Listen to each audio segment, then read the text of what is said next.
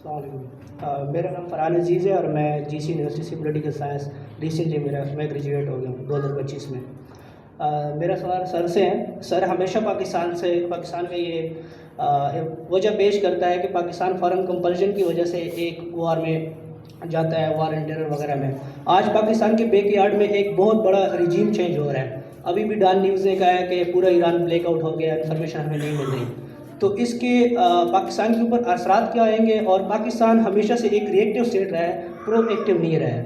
پاکستان دنیا میں کوئی بڑی چینج ہو جائے اس کے بعد اپنا ریئیکشن دیتا ہے, پہلے سے کوئی نہیں کرتا. اور وہ ایران میں جو ابھی رجیم ہے وہ ایک شیعہ سمبل ہے. تو اس کے پاکستان کے اوپر ایک ہسٹری رہی ہے ضیاء کے دور میں بھی سیکٹیرین وائلنس کی. اس کا سیکٹیرین وائلنس کے اوپر کیا امپیکٹ رہے گا, اور اس کے علاوہ پاکستان کا جو ایران کے ساتھ پیکٹس ہیں ڈفرینٹ, ان کے اوپر کیا اثرات پڑے گا؟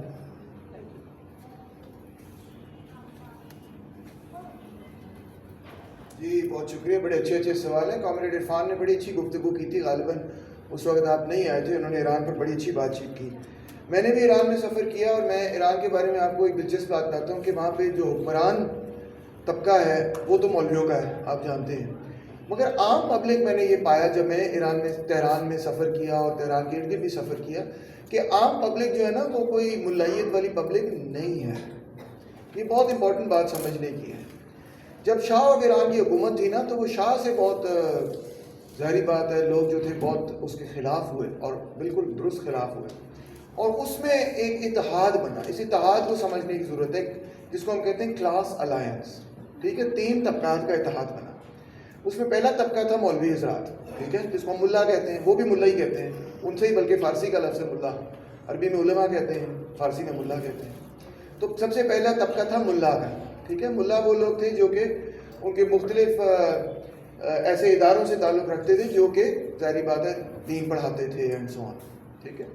دوسرا طبقہ تھا لینڈ لارڈس کا, جن کو ہم جاگیردار کہتے ہیں یا بڑے بڑے زمیندار کہتے ہیں. چھوٹے زمیندار کی نہیں میں بات کر رہا ہوں, جاگیرداروں کی بات کر رہا ہوں.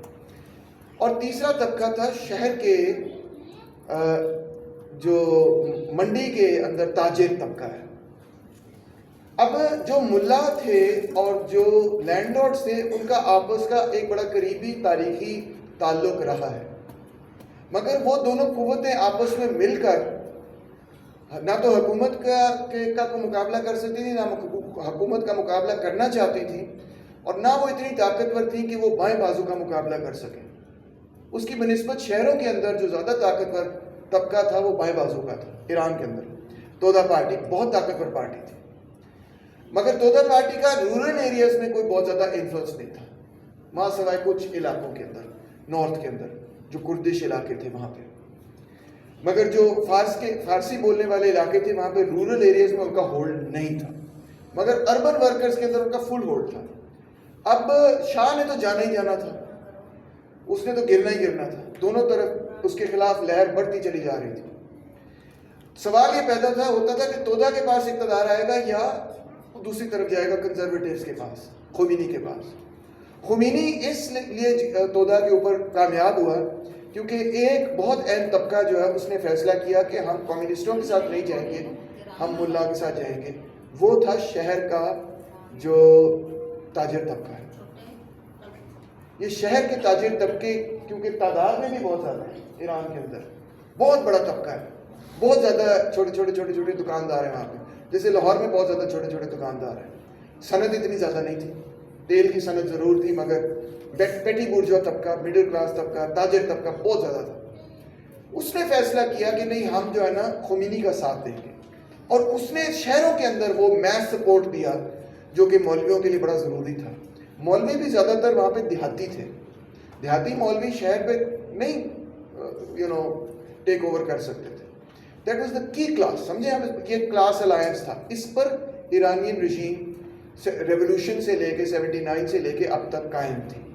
اگر آپ ان کی پارلیمنٹ کو بھی اسٹڈی کریں تو آپ اب دیکھیں گے پہلے تو اس میں آپ کو 3 واضح طور پہ نظر آتے تھے. مثال طور پہ جو ان کا گارڈین کاؤنسل ہے, کاؤنسل آف گارڈینز اس کو وہ کہتے ہیں, جو ان کا ہائیسٹ باڈی ہے, وہ بیسکلی ملاؤں کی نمائندگی کرتی ہے.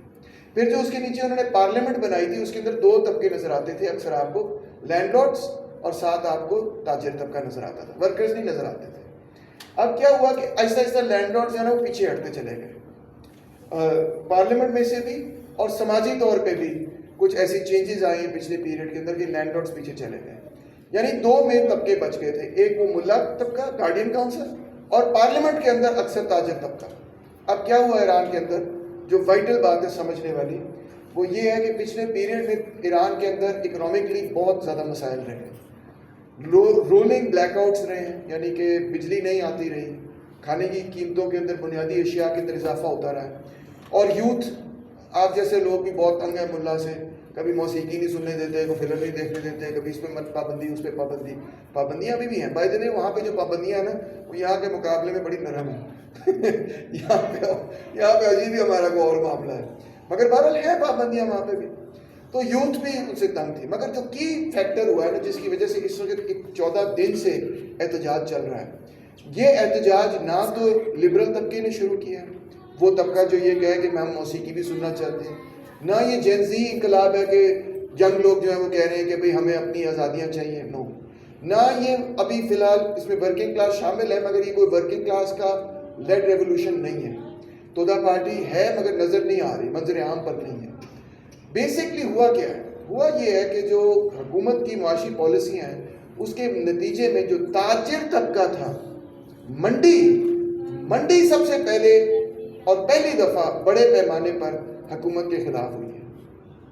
یہ ایک بہت بڑی اور بہت واضح تبدیلی نظر آ رہی ہے کہ ملائیت وہاں پر جس طبقاتی بنیاد پر کھڑی تھی اس کا ایک ستون ٹوٹ گیا ہے, اور اس کو اب وہ ری بلڈ کرنا ان کے لیے بہت مشکل ہے کہ وہ کس طرح تاجر طبقے کو واپس ون بیک کریں گے. یہ مجھے اس وقت لگ رہا ہے کہ شاید ان کے لیے کافی مشکل ثابت ہو. سو آپ دیکھیں کہ منڈی سے بغاوت شروع ہوئی ہے, اور منڈیوں میں ہی بغاوت جو ہے وہ نظر آئی ہے, اور اس کی وجہ سے ایران کی رژیم اس وقت خاصی پہلے سے زیادہ کمزور ہے. IGRC اپنی جگہ موجود ہے, وہ چیزیں موجود ہیں, مگر وہ ملائیت کی ریپرزینٹیٹیو ہے. وہ جو وائٹل میس بیس تھا نا حکومت کا, وہ بہت بری طرح سے ڈسٹرب ہوا ہے. تو ہو سکتا ہے کہ یہ حکومت جو ہے وہ گرے. اب جہاں تک رہا سوال اس کا کہ پاکستان نے کیا کرنا چاہیے کیا نہیں کرنا چاہیے, ہمیں کچھ نہیں کرنا چاہیے. ہم کہتے ہیں ہمیں پرو ایکٹیو ہونا چاہیے. بھائی وہ افغانستان میں آپ پرو ایکٹیو ہو گئے تھے تو کیا آپ نے کیا وہاں پہ, ستیہ ناش کیا اس ملک کا. پلیز خدا کے لیے پرو ایکٹیو نہ ہوئے آپ. جہاں آپ پرو ایکٹیو ہوتے ہیں آپ بربادی لے کے آتے ہیں. فلسطین میں آپ پرو ایکٹیو ہوئے, آپ نے کیا کیا, آپ نے جارڈن کے شاہ کی مدد کی, آپ نے فلسطینیوں کا وہاں پہ قتل عام کیا, اس میں مدد کی. آپ پرو ایکٹیو ہوئے سیٹوں سینٹروں کی دفعہ, تو آپ نے سامراج کی مدد کی. تو جب ہم کہتے ہیں کوٹ پاکستان کو پرو ایکٹیو ہونا چاہیے, اصل میں ہم کیا کہہ رہے ہیں, اس کو ٹرانسلیٹ کریں, اس کا مطلب یہ کہ پاکستان کی فوج اشرافیہ حکمران طبقے کو پرو ایکٹیو ہونا چاہیے. تو جب وہ پرو ایکٹیو ہوں گے تو وہ آپ کے مفاد میں نہیں پرو ایکٹیو ہوں گے, وہ اپنے مفاد میں پرو ایکٹیو ہوں گے. اور ان کا مفاد اور اپنے مفاد میں جب وہ پرو ایکٹیو ہوتے ہیں تو وہ ایک ریئیکشنری کلاس ہے میرے بھائی, وہ ترقی پسند لوگ نہیں ہیں. وہ جہاں پہ بھی پرو ایکٹیو ہوئے ہیں انہوں نے بہت ہی بربادی کی. کبھی آپ افغانستان گئے, میرا آپ سے سوال, کبھی آپ گئے نا, آپ کو پتہ ہوگا کہ افغانی جو لوگ ہیں وہ گالیاں نکالتے ہیں پاکستانیوں کو, اتنی نفرت کرتے ہیں کہ جس کی حد صاحب کوئی نہیں. میں جب کابل گیا تو قسم سے جب بھی میں اپنے آپ کو تعارف کراتا تھا کہ میں پاکستانی ہوں, تو جو مجھے رسپانس ملتا تھا نا اس سے لگ پتہ جاتا تھا.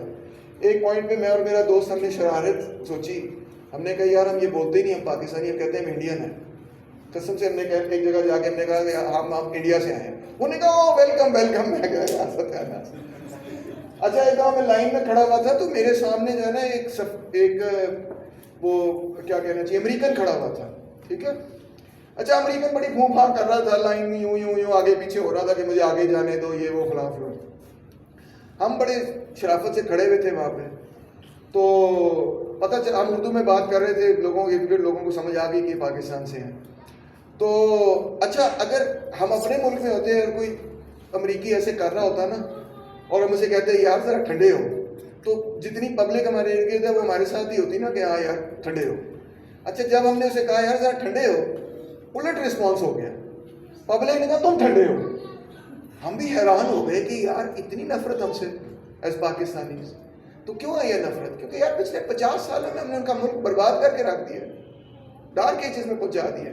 اب آپ اگر کہیں کہ پرو ایکٹیو ہو جاؤ تو یہی حال ہم نے ایران میں بھی کر دینا ہے.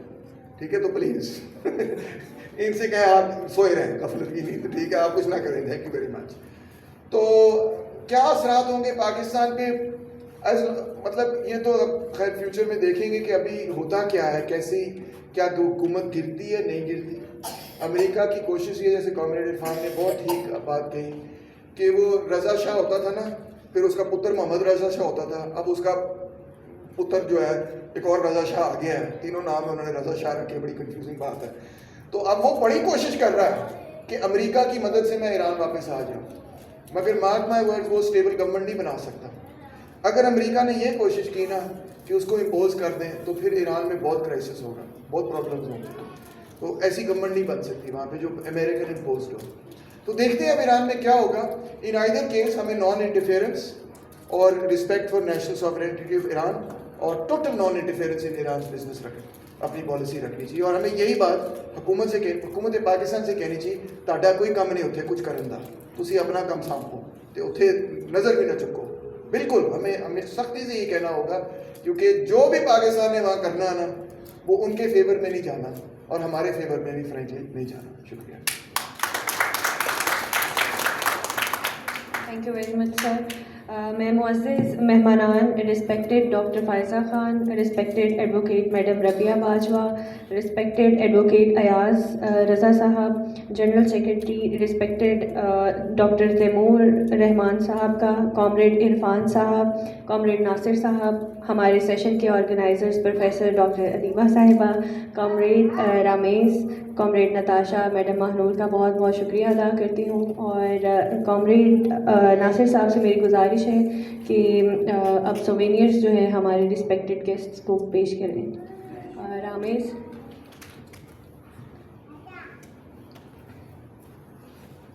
میں ذرا تھوڑا سا